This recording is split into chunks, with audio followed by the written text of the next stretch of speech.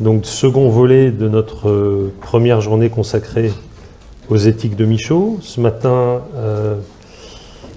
nous avons pu entendre Marielle Massé évoquer le débat de la vie avec elle-même dans les formes, à travers une lecture comparative de la question des manières chez Ponge et des formes et des façons chez Michaud.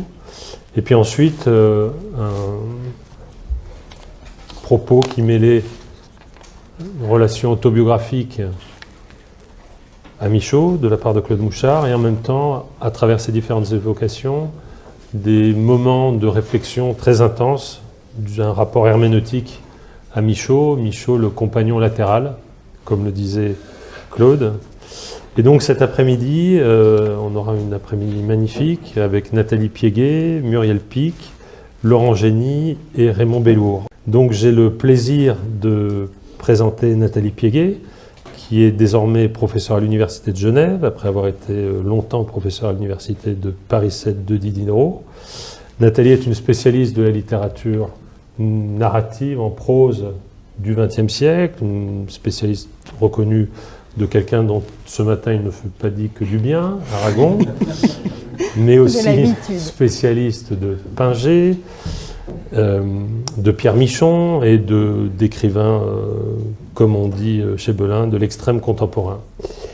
Nathalie vient de publier, il est sous presse, un numéro de la revue Europe consacré à Jean-Christophe Bailly, et elle travaille en ce moment sur un projet qui est d'une certaine manière la suite, l'inverse et le symétrique de son livre précédent consacré à l'érudition imaginaire, puisque c'est un livre consacré à la figure de l'idiot. Et donc nous l'entendrons maintenant pour un propos consacré à l'idiot intérieur. Nathalie, c'est à toi. Merci Martin. Oui, donc ce travail, cette présentation sur Michaud, dont je ne suis pas une spécialiste, ce dont je vous prie de m'excuser, prend place dans une réflexion plus générale sur la figure et les formes de l'idiotie dans la littérature du XXe siècle. Et donc au départ de cette réflexion, il y a Plume.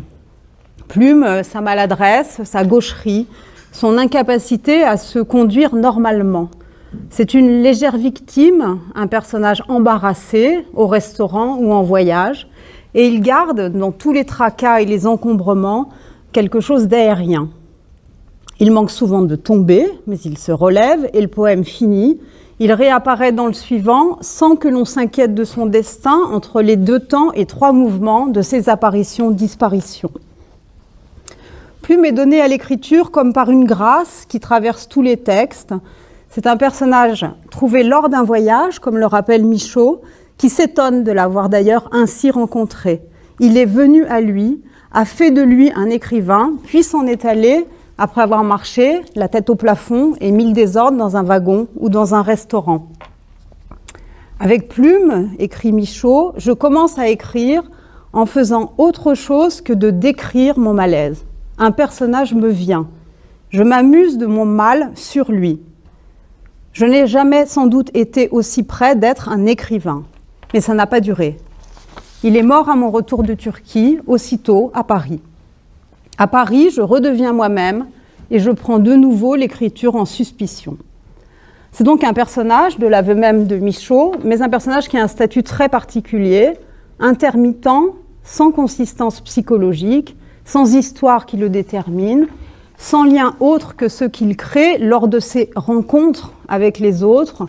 Et peut-être le mot de rencontre est déjà un peu trop fort, plutôt des contacts qu'il établit avec eux. Et j'insiste sur cette indétermination de Plume parce qu'elle représente, je pense, une condition de ce pôle de résistance qu'est l'idiotie et sur lequel je reviendrai. Indétermination donc de son visage, on ne sait rien, de son âge non plus, on l'imagine jeune, et il n'a pas une face de clown, ni celle d'un Pierrot lunaire, c'est juste une silhouette gracile qui se heurte au contour du monde.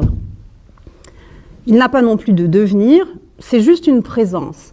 Pas de quoi faire un roman donc. Et pourtant, on pense à lui après avoir fermé le livre, on l'imagine souvent, on le reconnaît parfois au détour d'un jardin public ou dans un train. Et surtout, on est sûr qu'il a de nombreux cousins, germains ou lointains, dans une littérature qui lui est contemporaine ou postérieure. Je pense à Crabbe, chez Chevillard, au Chronopes fameux pour Cortázar, à Palomar pour Calvino, et peut-être à Monsieur Songe pour Pinget. Tous ces personnages ont sa fantaisie, sa grâce, son étourderie, certaines formes de son idiotie, et ne s'incarnent comme lui qu'un peu, et dans des formes qui sont toujours des formes courtes, des aphorismes, des anecdotes, de petites proses ou des poèmes en prose. Avec eux, quelque chose peut se raconter, qui leur arrive, mais sans que cela ne les transforme. Et l'idiot, c'est celui qui ne se transforme pas. Plume reste égal à lui-même, sans âge et sans temps donné, il n'y a ni avant ni après. Et comme le Crabbe de Chevillard, il est une trajectoire, un pur mouvement. Alors je cite ce que dit Chevillard de Crabbe.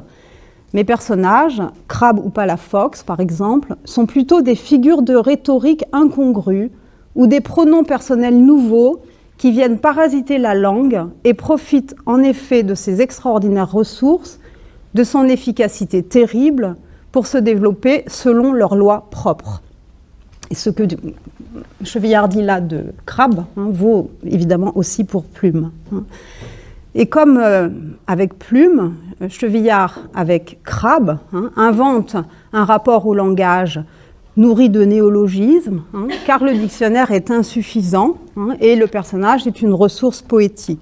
Alors, je cite quelques lignes de Chevillard qui me semblent devoir beaucoup à Michaud. C'est le moment, c'est dans le personnage, dans le volume La nébuleuse du crabe. À l'unir, à Marcyr, à Vénusir, à Jupitérir, à Mercurir, à Saturnir, à Urnassanir, à Plutonir. Crabbe occupe le seul poste de terminologue du Centre d'études aéronautiques et spatiales. C'est du travail. Il forge le vocabulaire de la conquête. Et comme Plume, Martin a parlé ce matin des néologismes, comme Plume, Crabbe se cogne à toutes les bornes du monde réel, le travail, les dates, et tout particulièrement celles de la naissance et de la mort. Il se cogne aussi aux autres, et tout particulièrement à son père et à sa mère, à vrai dire surtout à sa mère. Crabbe naquit avec les pieds palmés, sa mère le cachait, son père le battait. Ses deux frères et ses deux sœurs se moquaient cruellement de lui. Triste enfance. Mais le temps passe, mort des parents. Le frère aîné fit carrière dans l'armée, l'autre périt dans un accident. La première sœur épousa un ex-champion universitaire de lancer de poids et la seconde ouvrit un petit commerce de spécialité locale qui périclite. Quant à Crabbe, il devint un signe majestueux que l'on sait. Pour autant, il n'en a pas fini avec sa mère. Elle met du poison dans son gâteau d'anniversaire. Elle l'a abandonné à sa naissance, mais à chaque fois, elle le réempoisonne à chaque année. Parce qu'à sa naissance, il faisait 100 kilos d'ankylose et elle le pinçait pour savoir s'il était bien mort. Crabbe est donc un personnage d'idiot. Il l'est, il le demeure, il refuse de s'adapter à tout ce qui l'entoure, à tout ce qui rend le quotidien transparent, et il refuse le geste insu et la vie banale. Alors cet embarras de Plume, comme celui de Crabbe ou des Chronopes fameux de Cortázar, est plein de fantaisie, mais aussi, on l'a entendu, d'humour et d'inquiétude. Ils enchantent et dérèglent le langage et la syntaxe. Et je vais faire un dernier petit excursus en citant un autre cousin de Plume qui apparaît dans une nouvelle de Cortázar qui est recueillie dans Gite, où Cortázar, dans une immense phrase qui constitue à elle seule la nouvelle, prend le personnage au piège de son pullover, dont il ne parvient pas à sortir. Et nous, lecteurs, nous sommes pris dans le piège d'une phrase où l'on retient son souffle de peur que le personnage ne finisse par passer par la fenêtre tant il n'arrive pas à sortir de son pullover. Mais les choses se finissent plutôt bien. Il finit par en sortir, par mettre ses mains à plat. Il a enfin la tête à l'air libre, mais il a eu chaud. Si je prends cet exemple, c'est parce qu'il s'agit d'un personnage embarrassé et d'un personnage qui ne sait pas comment faire avec les limites de la phrase et avec ses bras. Je reviendrai sur les bras. Le personnage de l'idiot, donc, est un personnage inadapté, au corps à la fois léger et embarrassé, et pourtant, il traverse, avec grâce et drôlerie, toutes sortes d'obstacles. L'idiotie, je l'entends là, avec ces petits exemples que j'ai évoqués, non pas comme un synonyme de la bêtise, qui est psittacisme, conformité à un comportement social, souvent impensé, mais plutôt comme une forme de singularité radicale, qui est d'abord hantée sur des déficiences et des manques de facultés, des manques de pensée, des manques de raisonnement rationnel, des manques de langage délié et des manques de connaissance des codes et des normes. Imbécile par sa fragilité, Plume n'est jamais bête, pour cela il est beaucoup trop léger. Et c'est la même chose, je pense, avec les fameux électronopes ou avec Crabbe. Je disais tout à l'heure qu'il était indéterminé. Il est indéterminé parce que Michaud se garde de le représenter. Il ne dit rien ou presque de son corps, ni même de sa façon de parler. Il ne le qualifie pas, c'est moi qui m'autorise à le qualifier d'idiot, pardonnez-moi, alors que d'autres écrivains, comme Pinget le fait avec son Fonfon, dit qu'il est un crétin, ou de Mahut qu'il est un maboule. Il n'a pas non plus l'opacité d'un idiot comme l'idiot de Faulkner, Benji, qui lui nous oppose quelque chose d'irréfragable. Et il n'est pas non plus le clown, qui est à la fois comique et tragique, et qui lui cherche surtout et avant tout à disparaître. Pourtant, comme un clown, il est un ressort comique, comme l'est aussi Charlot, dont vous vous souvenez que Michaud l'admirait et qui lui a consacré très tôt un texte intitulé « Notre frère Charlie ». L'inadaptation, qui est une qualité première pour Michaud, est en effet commune à Plume et à Charlot, dont l'on sait que cette inadaptation, on sait qu'elle est un principe fondamental du comique burlesque. Par exemple, dans le burlesque, on va utiliser des objets contre l'usage qui est prévu. Mais contrairement à Charlot, Plume ne prend guère d'initiative et les rapports humains auxquels il est confronté sont soit de l'ordre d'un symbolique fabuleux, une mère de 9 enfants, une reine, soit complètement codifiés, le maître d'hôtel, le commissaire du paquebot, le chirurgien, etc.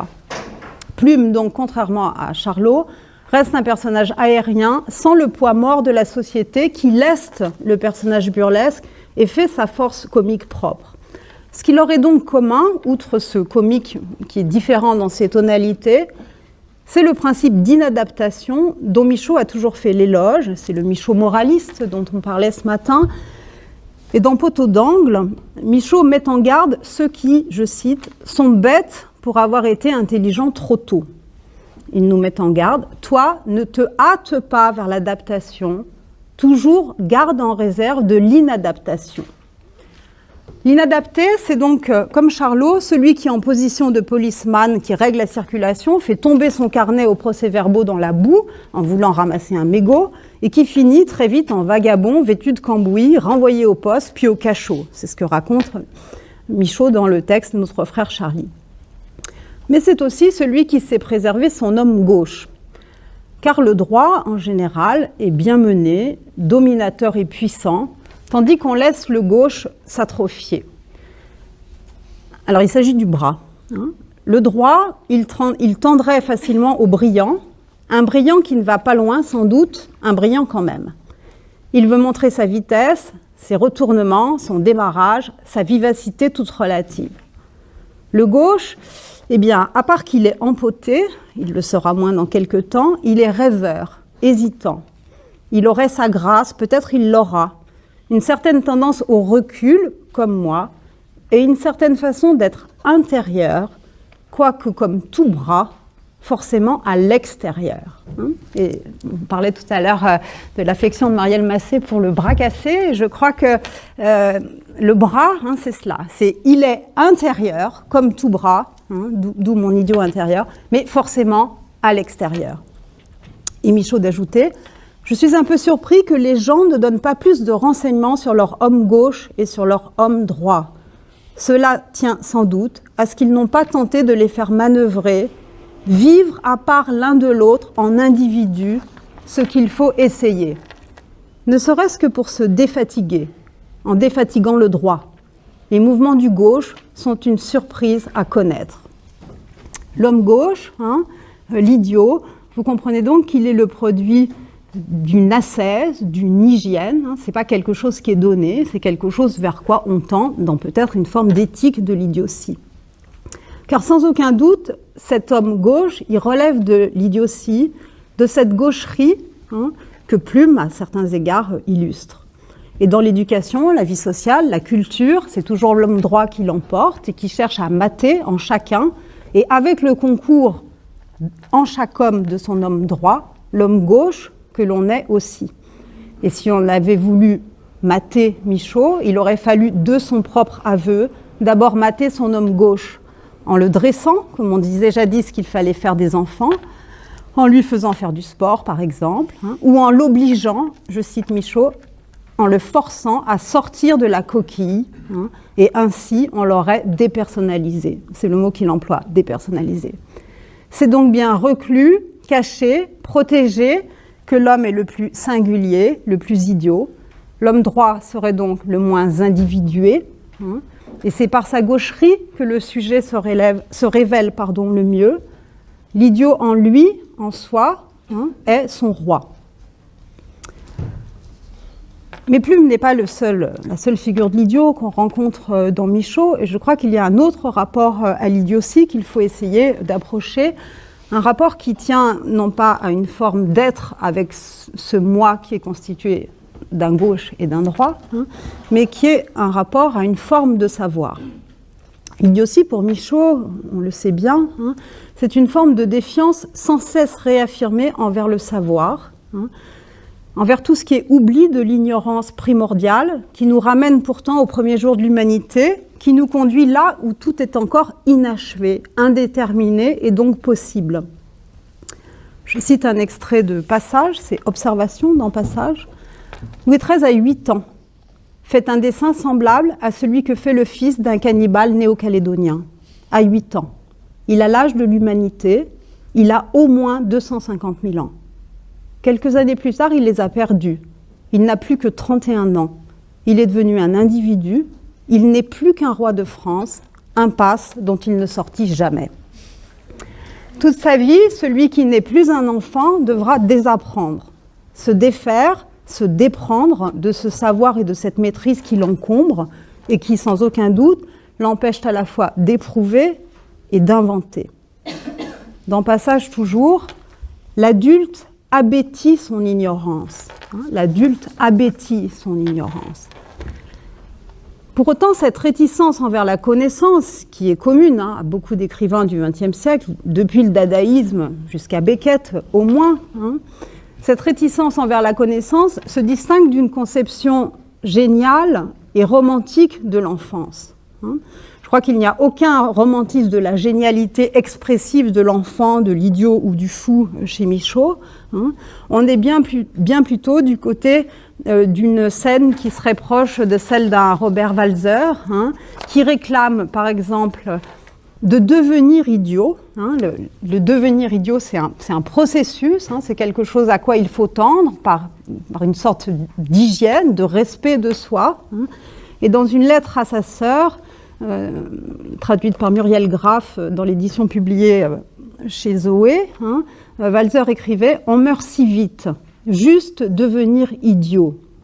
Il y a quelque chose de merveilleux à devenir idiot, mais il ne faut pas le vouloir, on le devient tout seul. » Et sur ce point, malgré cette proximité que je pense forte entre ces deux écrivains, il y a une différence. Chez Michaud, ce qui est commun, c'est le devenir idiot. Non pas non pas rester idiot, mais devenir idiot. Ça, je crois que c'est très important. Mais chez Michaud, c'est une ascèse, c'est une tension, c'est une espèce d'hygiène qui demande un effort, alors que chez Walser, ça serait peut-être se laisser aller à l'idiotie. Bon, je ferme la parenthèse. L'idiot pour Michaud, ça n'est donc pas seulement le naïf, celui qui aurait une espèce de force expressive à préserver et qui en resterait un état de virginité du rapport au savoir ou à l'expérience. L'idiot, c'est plutôt celui qui a une conscience forte de son ignorance, ou du moins d'une partie de celle-ci. Le bête, lui, l'ignore toujours, comme on sait, et l'imbécile n'a pas la force de la pensée. D'une façon ou d'une autre, dit Michaud, le plus savant des hommes comme le plus ignorant, l'un et l'autre ignorent où est leur ignorance, comment elle les enrobe, les conserve, les maintient malgré quelques escapades, ignorance de base. Et c'est cette ignorance de base qu'il faut préserver. L'idiot serait donc celui qui a une conscience aiguë d'une forme de singularité, j'emploie le mot avec précaution parce que c'est ni une identité ni une individualité, une singularité que le lien avec les autres, avec tous les autres, risque d'altérer. Cette singularité, comme on sait, elle n'est pas psychologique, et il est difficile aussi de dire qu'elle est physiologique, puisqu'il n'y a pas de description du corps propre chez Michaud, il n'y a pas de portrait de l'artiste en singulier, original, radical, il y a plutôt une tension vers ce qui le traverse, le maintient, le meut.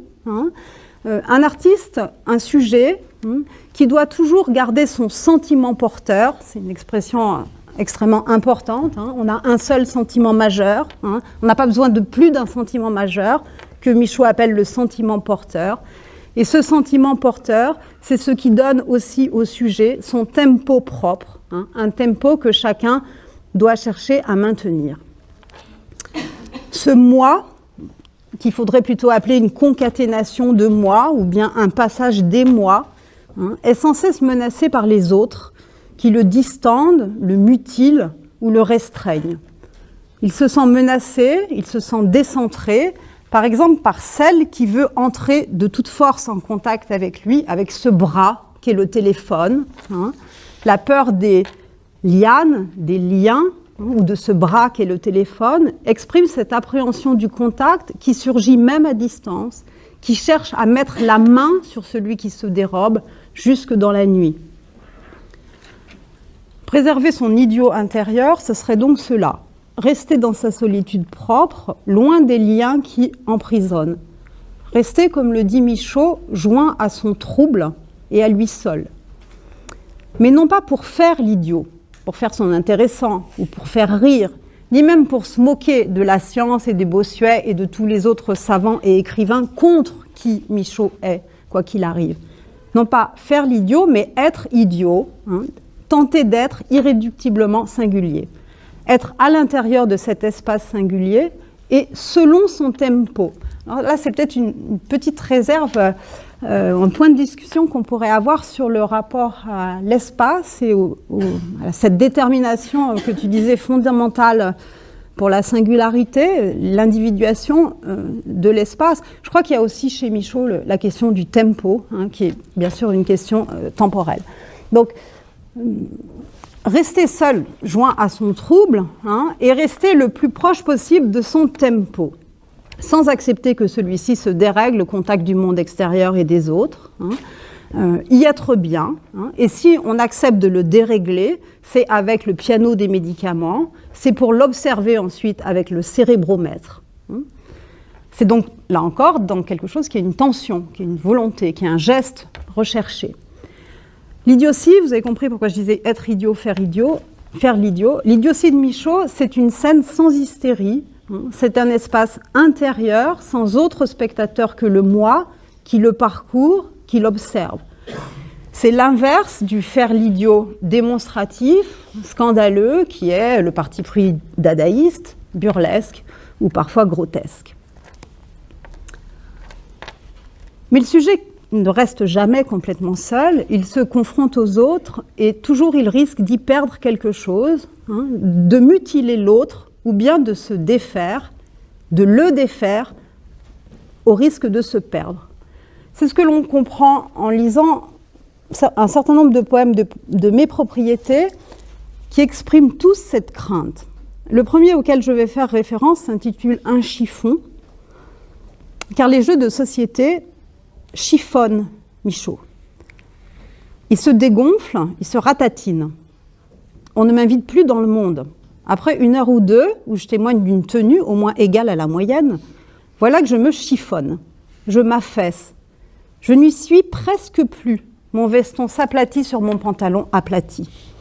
Il est l'objet de la risée générale, mais il se regonfle pour gagner la sortie. Je me brosse vite les habits de la main et je m'en vais mécontent. Et tous de pouffer de rire derrière la porte. Pantin ridicule.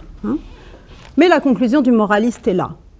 Pince sans rire, à distance. Des gens comme moi, j'ai déjà cité un passage tout à l'heure, des gens comme, des gens comme moi, ça doit vivre en ermite, c'est préférable. Donc la question, c'est celle de l'affaissement, de la perte de la forme. Si j'en reviens à ma comparaison avec Charlot, Charlot, tout débile et menu qu'il soit, garde toutes ses articulations, au rythme si souvent saccadé. Et quelque voûté et fragile qu'il apparaisse, triste et courbé, il est toujours rapide et agile. Le sujet de Un chiffon, lui, redoute ce qui va vers la déprise, et pour éviter de se détacher de soi, de perdre sa forme, un bras, une tête, une jambe dans l'affaire, ce qui est toujours un risque quand on sort de son trouble intérieur, il ne faudrait jamais s'attacher ni se confronter, il trouve un antidote qui est l'attaque et l'agressivité, qui sont le revers de cette peur du contact. J'ai déjà dit que dans la rue, je me battais avec tout le monde. Je gifle l'un, je prends les seins aux femmes. En me servant de mon pied comme d'un tentacule, je mets la panique dans les voitures du métropolitain. C'est toujours dans mes propriétés et c'est une vie de chien. Parce que le sujet ne peut pas entrer en contact simplement avec l'autre, il a besoin de prothèses, le pied tentacule, ou bien les pseudopodes évoqués dans Arriver à se réveiller, pseudopodes qui permettraient d'avoir une prise sur le monde après que la nuit l'a laissé cadavre. Pour arriver à la forme que je devine devoir mettre la plus propice, je vise en tâtonnant à devenir une forme à pied ou à pattes ou à pseudopode. Avec beaucoup de pattes, j'espère trouver plus rapidement le sol dont je me trouve dangereusement loin. Reprendre pied dans le jour, dans le monde, c'est donc trouver de quoi s'accrocher. Et toutes ces scènes, on pourrait les multiplier, présentent une alternative qui est la suivante, ou la solitude radicale, ou l'attaque, comme si le corps ne se suffisait pas à lui-même, ce sont les limites du corps propre, ou bien il doit s'inventer des prothèses, des pseudopodes, ou bien il doit mutiler le corps de l'autre, la mise en contact étant toujours, par l'excès ou par le manque, ce qui porte atteinte à l'intégrité. Il y a une angoisse fondamentale qui se résout de la façon suivante à la fin du poème « Mes occupations ». Je peux rarement voir quelqu'un sans le battre, d'autres préfèrent le monologue intérieur. Moi non, j'aime mieux me battre. Il y a donc une réversibilité qu'on pourrait observer dans un très grand nombre de poèmes, de l'attaque et de l'apathie, une réversibilité de la guerre et du repos. Une scène qui illustre très bien cela, c'est la scène de Plume au restaurant, où, vous connaissez le texte, je relis juste un exemple qui nous montre bien que un comportement idiot, c'est un comportement qui malmène toutes les règles de la séduction ou de l'adaptation et qui va vers une forme radicale de simplicité. Elle s'exprime de cette façon-ci. Par exemple, maintenant, je sors toujours avec mon lit. Et quand une femme me plaît, je la prends et je couche aussitôt. Si ses oreilles sont laides et grandes ou son nez, je les lui enlève avec ses vêtements et les mets sous le lit qu'elle retrouve en partant. Je ne garde que ce qui me plaît. Voilà, ça peut être assez simple, finalement. L'arrachage des têtes, depuis Plume jusqu'à façon d'endormi, façon d'éveillé, représente assez bien cette tentation d'en finir avec ce qui vous la prend. Ne voyez pas dans cette expression une familiarité oiseuse, mais plutôt l'idée que l'idiot se comporte dans le réel comme il le ferait sur le plan métaphorique ou dans l'espace intérieur du fantasme.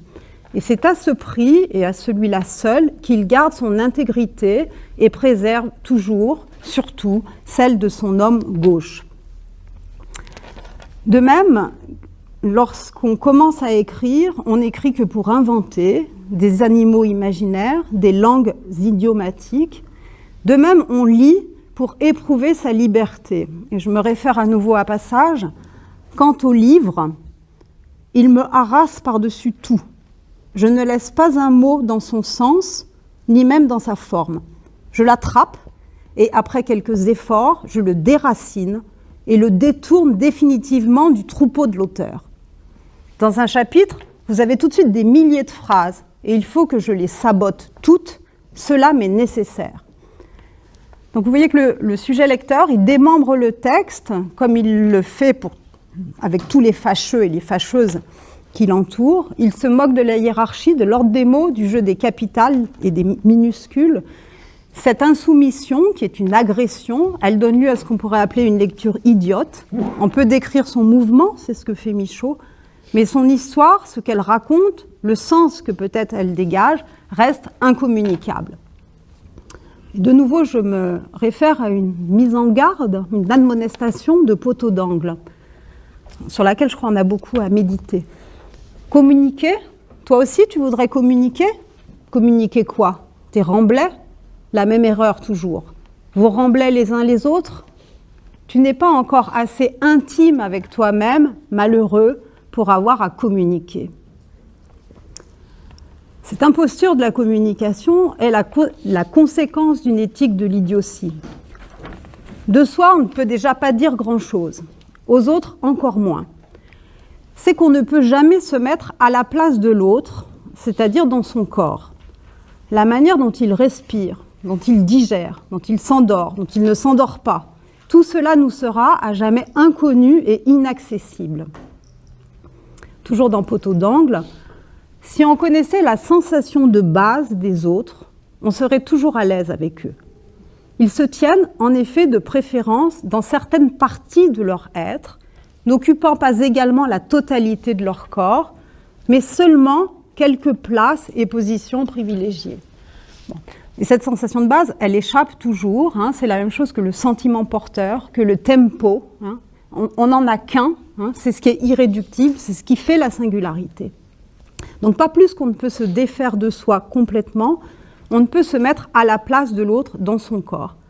Alors il faut s'observer, s'éprouver, s'expérimenter, se traverser, se parcourir, faire surgir les moi enfouis. C'est pourquoi le désir de communiquer est l'expression sans doute de la bêtise la plus grande. Et communiquer, bien sûr, c'est pas la même chose que adresser, hein. Ce qu'il est possible de faire, c'est de rester seul avec soi-même, assis au fond de soi, calé, reposé en soi comme dans son malheur, et de se parcourir en écrivant. On peut alors imaginer que Michaud retrouve son plume, et on peut imaginer aussi que parmi les visages que la peinture fait apparaître, cette foule infinie qui est, je cite, le clan des moi que nous avons été, hein, parmi les visages de l'enfance, des peurs de l'enfance, dont on a perdu plus la trame et l'objet que le souvenir, parmi les visages des personnalités sacrifiées, des moi que la vie, l'homme droit, la volonté, le goût de la rectitude et de la cohérence a tué ou étouffé, il y a certainement, hein, ce visage de l'idiot. Alors, dans un dernier temps, qui sera plus court, je voudrais confronter rapidement l'idiotie de Plume, ou celle de l'homme gauche, hein, qui est aptopathe, qui est malade du contact, hein, avec les évocations, je ne crois pas qu'on puisse vraiment dire les descriptions, les évocations que Michaud a faites des dessins des aliénés qu'il appelle aussi les ravagés. Ce qui caractérise d'abord ces dessins, c'est leur absence de rythme, leur indifférenciation. Ceux qu'il appelle les aliénés, les ravagés, sont dans l'incapacité radicale de faire de la musique. Ils peuvent dessiner, ils peuvent écrire, mais inventer une mélodie, ils ne le peuvent pas. Et s'ils dessinent, c'est sans capacité aucune d'individuation. Alors, un exemple, ils sont 3 dans le tableau, de face, debout, rangés. Hommes, femmes, enfants.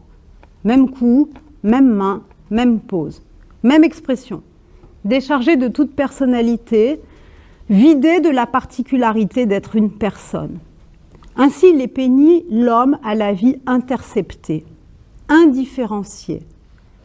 La variété du sentir perdue pour lui, perdue pour tous.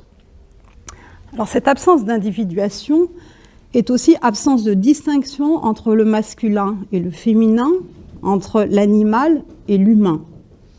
Je cite encore, une même morne masculinité adulte se retrouve aussi bien dans la femme que dans le garçon et dans son chien même, quand il lui arrive de l'ajouter dans le tableau, figurant avec l'invariable expression d'un homme fermé, figé.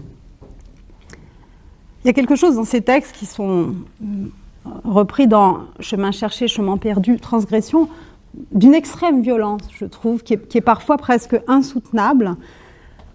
Et ça me conforte dans l'idée que le rapport à l'idiotie, à ce qu'on pourrait appeler de façon massive et grossière la folie, et à une certaine forme d'enfance, et un rapport non romantique chez Michaud. Pas du tout, jamais du côté d'une créativité heureuse et géniale qu'il faudrait retrouver. Alors que l'idiotie est du côté d'une quête de la radicale singularité, l'aliéné, vous l'avez vu avec ces extraits que je viens de lire, et dans l'indéterminé et dans ce que Michaud appelle l'indéchiffrable.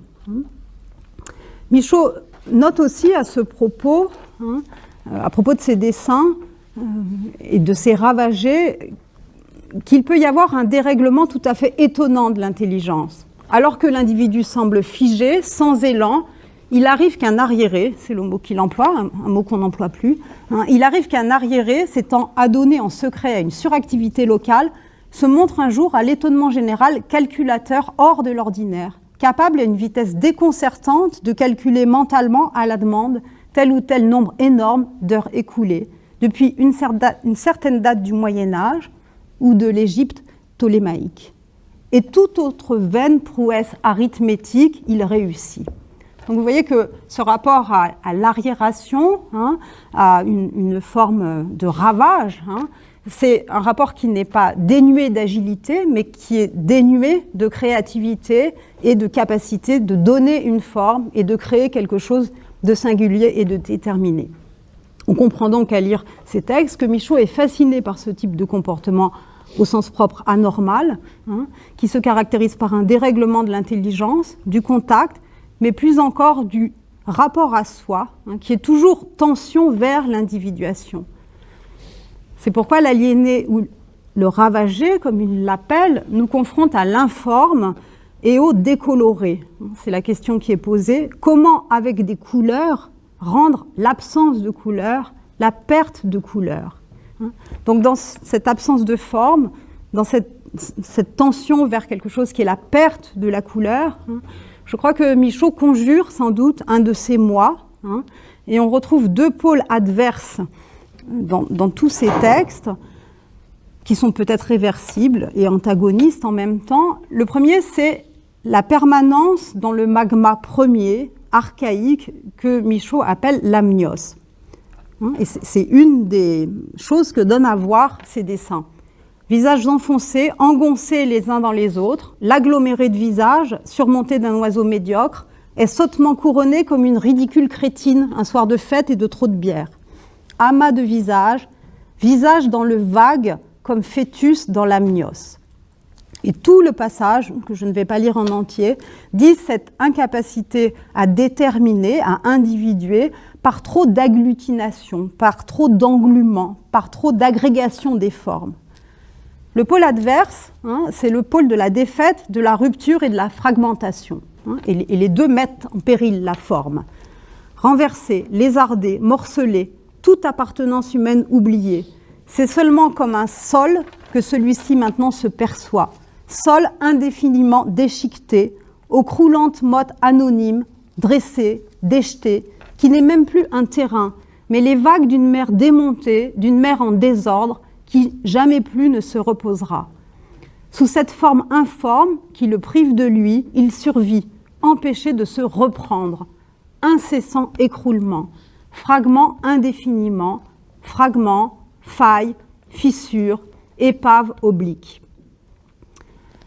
On est loin du chiffon de tout à l'heure. La défaite de la forme fait de ce dessinateur, je ne sais pas comment il faut l'appeler, la défaite de la forme en fait un paria, c'est le mot qu'emploie Michaud. Un paria, c'est-à-dire un être dans une position de rebut radical, faite de mise à l'écart, d'exclusion, d'extériorité.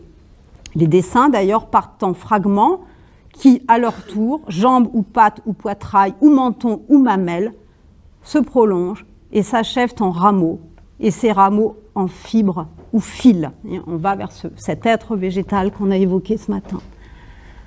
Donc Donc le paria, c'est une position qui est extrêmement violente et qui n'est en rien enviable et qui est un repoussoir pour le créateur.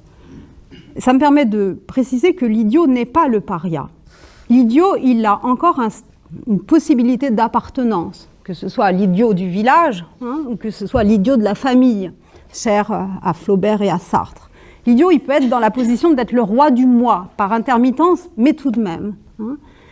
Et l'idiot intérieur, qui est celui, à mon avis, qui est le plus proche de Michaud, l'idiot intérieur, il n'est pas assigné à une position, il n'est pas de la famille ou du village, il est au plus près de ce qu'il est possible d'être avec son moi, dans une position moins vulnérable, naturellement, que celle du paria. La conclusion du texte que j'ai lu tout à l'heure, où le sujet et la forme se défont au point qu'on n'a plus que quelque chose qui ressemble à des côtes de la mer, des côtes dentelées, déchiquetées, défoncées.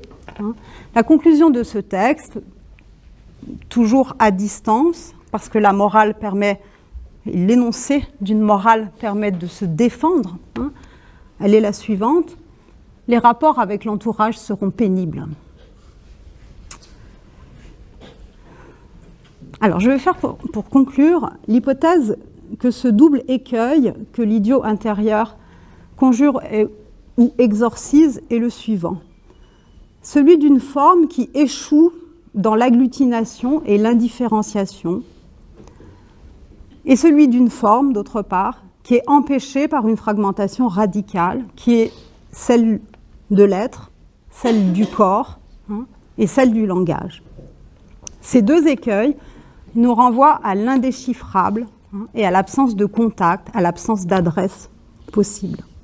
C'est donc une menace radicale pour la forme. L'idiot intérieur, ce serait celui avec qui une possibilité de forme singulière demeure et désirable, quelque bordée qu'elle soit par cette angoisse de la destruction et du rien, comme par celle de l'agglomération et des liens. Ce serait donc cela, une éthique de l'idiotie, qui conduirait à préserver la gaucherie, ce qui prémunit contre l'adaptation et aussi contre l'apathie. Cet idiot intérieur, il préserve l'énergie, fût-ce dans la destruction, fût-ce dans l'agression. Préserver l'énergie, c'est préserver son rythme, son tempo, son andante, comme dit aussi Michaud, que chacun a en propre et dont il ne doit jamais se défaire, de même qu'il a en propre ce sentiment majeur qu'il faut parvenir à définir. Préserver un rythme, préserver un tempo, préserver ce sentiment porteur, préserver sa sensation de base, c'est parvenir à définir non pas une identité, mais ce qu'on pourrait appeler une idiosyncrasie, qui est la condition première de la venue de la forme. L'idiosyncrasie, elle est du côté du rapport à soi, du rapport au corps, c'est la sensation de base, mais je crois aussi du rapport au temps, au tempo. L'aliéné et ses dessins, les dessins des ravagés, ne sont donc en aucun cas, selon moi, une expression radicale de l'idiotie, mais plutôt son point limite, où la singularité échoue et où elle renonce à tout jamais à une forme de différenciation et d'individuation. Le parti pris de l'idiotie intérieure, dont vous avez compris qu'il n'est pas une donnée, mais qu'il est une tension, qu'il est quelque chose qu'il faut acquérir par une hygiène ou peut-être même par une ascèse, ce parti pris de l'idiotie intérieure n'est donc pas un choix négatif, ça n'est pas un défaut, ça n'est pas un manque, mais c'est une forme d'ascèse qui doit préserver la singularité, autrement dit l'idiotie au sens étymologique du terme, idiot, particulier, singulier, dans un équilibre qui n'est chez Michaud jamais acquis entre l'intérieur et l'extérieur, idiot intérieur, idiot extérieur, que Plume représente, entre la forme et l'informe, entre l'idiotie comme point de résistance et l'idiotie comme forme d'assentiment à la vulnérabilité. Merci.